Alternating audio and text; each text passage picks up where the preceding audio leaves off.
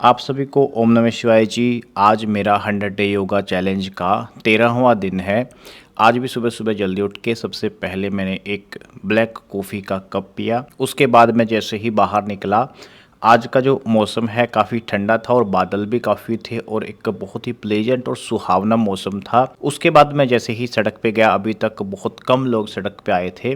फिर धीरे धीरे चहलकदमी करते हुए मैं अपनी उसी जगह पे पहुंचा जहां पे हम रोज़ाना एक्सरसाइज करते हैं। सबसे पहले आज नहर आई हुई है, नहर के अंदर पानी आया हुआ है और एक बार आप बादलों के साथ नहर का अभी नज़ारा देखिए, व्यू कैसा बन रहा है। उसके बाद हम एक्सरसाइज शुरू करेंगे। ये देखने के बाद नहर के पुल पे पहुंचने के बाद हमने फिर वापसी थोड़ा सा आके अपनी वार्म अप वाली जगह पे पहुंचे और अपना वार्म अप शुरू किया। जैसा आप जानते हैं, हम 3 तरह का वार्म अप रोजाना करते हैं। एक रोटेशनल एक्सरसाइज, एक स्ट्रेचिंग एक्सरसाइज और तीसरा हमारा थोड़ा बहुत कार्डियो एक्सरसाइज होता है, ताकि जो ब्लड का पंप है वो ठीक हो सके शरीर के अंदर। और हम क्योंकि स्प्रिंट करते हैं, इसलिए थोड़ा बहुत कार्डियो करना भी ज़रूरी है। वार्म अप में सबसे पहले हमने रोटेशनल एक्सरसाइज अपनी शुरू की। अपने दोनों हाथों के रोटेशन के साथ हमने शुरू किया। पहले अपने दाएं हाथ को फ्रंट में रोटेट किया, फिर बैक में रोटेट किया। इसी तरह बाएं हाथ को फ्रंट में और बैक में रोटेट किया, फिर दोनों हाथों को एक साथ रोटेट किया। दोनों हाथों को फ्रंट में रोटेट किया, बैक में रोटेट किया। नेक रोटेशन करवाई, शोल्डर रोटेशन करवाई, हिप रोटेशन करवाई। उसके बाद पैरों की तरफ अगर जाएं तो एंकल रोटेशन। नी रोटेशन कभी भी आपको रोटेशन एक्सरसाइज में नहीं करनी चाहिए, क्योंकि नी हमारा एक ऐसा जॉइंट है जो रोटेट नहीं कर सकता, जो हिंज जॉइंट की तरह काम करता है। वो सिर्फ आगे पीछे हो सकता है। पहले बहुत सारे लोग नी रोटेशन करवाते थे, जो कि गलत है। उससे आपके नी में प्रॉब्लम आना शुरू हो जाती है। उसके बाद हमने कार्डियो वार्म अप किया, ऑन स्पॉट जंपिंग की, ऑन स्पॉट रनिंग की। ऑन स्पॉट रनिंग पहले स्लो की, फिर थोड़ी फास्ट की। उसके बाद अल्टरनेट टो टच किया, जंपिंग जैक्स किए। पहले जंपिंग जैक्स हाफ किए, फिर फुल किए। अच्छी तरह वार्म अप होने के बाद हमने स्प्रिंट किया। पहले 100 मीटर का स्प्रिंट किया, फिर 200 मीटर का स्प्रिंट किया। उसके बाद एक हल्की सी 400 मीटर की रनिंग भी की, ताकि जो शरीर है कूल डाउन हो सके। ये सब करने के बाद हम दोबारा घर की तरफ चले। रास्ते में हमने आज कीकर का दातुन तोड़ा। दातुन तोड़ने के लिए जो हमारा डंडा था वो हमें नहीं मिल रहा कई दिन से, तो हाथ से ही हमने तोड़ा। और उसको साफ़ करने के बाद उसके कांटे, उसको अच्छी तरह से धोया पानी में और दातुन करते हुए हम घर पहुँचे। घर पहुँचने के बाद सबसे पहले हमने की ये वाली प्रेयर। सहनावतु सहनौ भुनक्तु सह वीर्यं करवावहै तेजस्विनावधीतमस्तु मा विद्विषावहै। ओम शांति आज हमने डिसाइड किया शांति कि हम बैठ करके शांति। करने वाले आसन करेंगे। जब भी आप बैठ करके आसन करते हैं तो इसमें आपका हिप जॉइंट जो सबसे ज़्यादा इन्वॉल्व होता है, इसलिए हिप मोबिलिटी की कुछ एक्सरसाइज, कुछ आसन हमें कर लेने चाहिए। सबसे पहले हमने किया शिशुपाल आसन। इसमें आप बटरफ्लाई कर सकते हैं। शिशुपाल आसन एक बहुत ज़बरदस्त तरीका है आपका जो हिप है उसको खोलने का, जिसका हिप टाइट है। शिशुपाल आसन यदि रोजाना आप 5-5 मिनट के लिए करेंगे तो आपका जो टाइट हिप है वो ठीक हो जाएगा। टाइट हिप की वजह से बहुत सारे लोगों को कमर दर्द की समस्या भी होती है, लो बैक पेन बनी रहती है। खासकर हमारी माता बहनों में ऐसा देखने को मिलता है। जब वो झाड़ू पोछा लगाते हैं तो उनकी कमर में दर्द हो जाता है, क्योंकि उनसे झुका नहीं जाता, उनकी जो हिप की मोबिलिटी कम है। तो ये आसन आप रोज़ाना कर सकते हैं। इसमें करना क्या होता है, इस तरह से जैसा आप देख सकते हैं, अपने दोनों हाथों पे आपको अपनी एक टांग को लेना है और अपनी टांग को इस तरह से हिलाना है दोनों तरफ। फिर दूसरी टांग के साथ भी आपको ऐसा ही करना है। दोनों अल्टरनेट लेग के साथ बारी बारी से आपको ये करना है। इसको एक से ज़्यादा बार भी आप कर सकते हैं। उसके बाद स्पाइन स्ट्रेच करने के लिए हमने किया मत्स्येंद्र आसन। मत्स्येंद्र आसन आप हाफ भी कर सकते हैं और फुल भी कर सकते हैं अगर आपकी मोबिलिटी अच्छी है।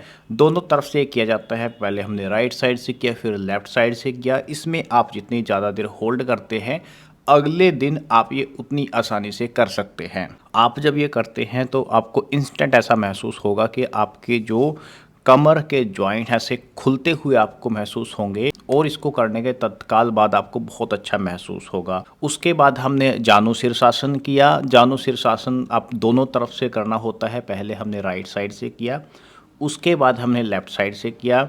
ये भी मोबिलिटी का एक बहुत अच्छा आसन है। आपकी हिप की मोबिलिटी भी ये ठीक करता है। जिनके हैमस्ट्रिंग टाइट हैं, जैसे मेरे हैमस्ट्रिंग टाइट हैं, उन लोगों के लिए बहुत ज़बरदस्त उनको रोज़ाना करना चाहिए।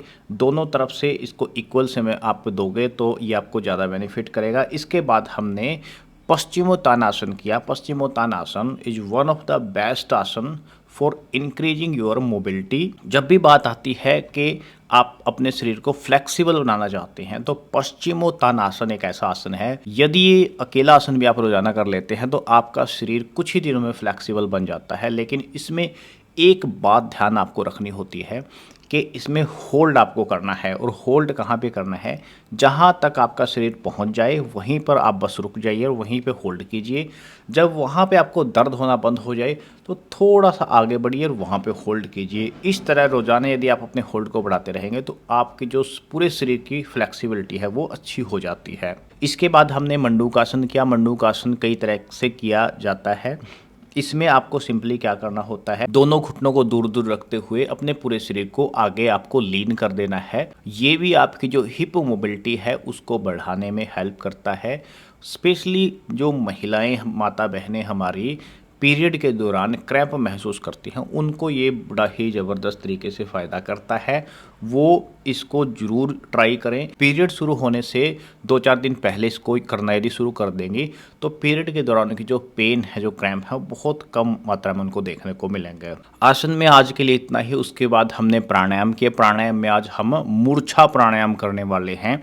लेकिन प्राणायाम करने से पहले अनुलोम विलोम करेंगे। कोई भी आप प्राणायाम यदि करते हैं तो उससे आपको पहले अनुलोम विलोम करना होता है। ऐसा माना जाता है हमारी जो 72,000 नाड़ियाँ हैं उनमें भी जो 3 हमारी प्रमुख नाड़ियाँ हैं, इडा, पिंगला और सुषुम्ना, उनमें से यदि हम हवा का प्रवाह करवाते हैं, प्राण शक्ति का प्रवाह करवाते हैं तो वो शुद्ध हो जाती हैं। और उसको प्रवाह करवाने का सिस्टम बताया गया है अनुलोम विलोम। सभी लोग इससे ज्ञात हैं कि अनुलोम विलोम कैसे किया जाता है। एक नाक को बंद करके दूसरे नाक से श्वास निकालना है, दूसरे से लेकर के उसको बंद करके उससे दूसरे से निकालना है। अल्टरनेट आपको ऐसा करना होता है कुछ देर के लिए। अनुलोम विलोम करने के बाद हमने मूर्छा प्राणायाम किया। मूर्छा प्राणायाम में क्या करना होता है, आपको ज्ञान मुद्रा अपने दोनों हाथों से बनानी है। श्वास को पूरा अंदर खींचना है। जब श्वास अंदर पूरा भर जाए तो अपने गले के अंदर जालंधर बंद लगाकर श्वास को अंदर ही आपको रोक देना है।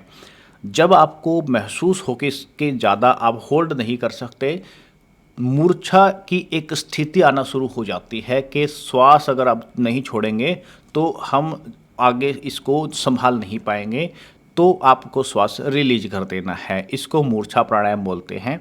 बहुत सारी बीमारियों में मूर्छा प्राणायाम के बेनिफिट देखे गए हैं।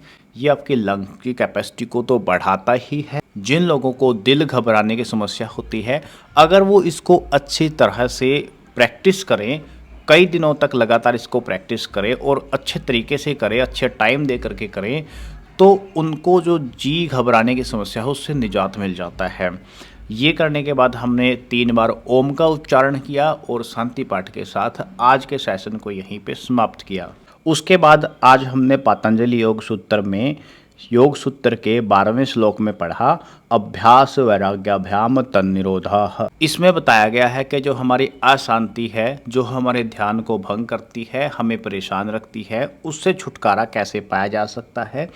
इसमें 2 मूल सूत्र उसके लिए दिए गए हैं, अभ्यास और वैराग्य। वैराग्य आपको अपनाना है और उसी का अभ्यास आपको बार बार करना है, तो आपकी जो अशांति की स्थिति है वो दूर हो जाती है।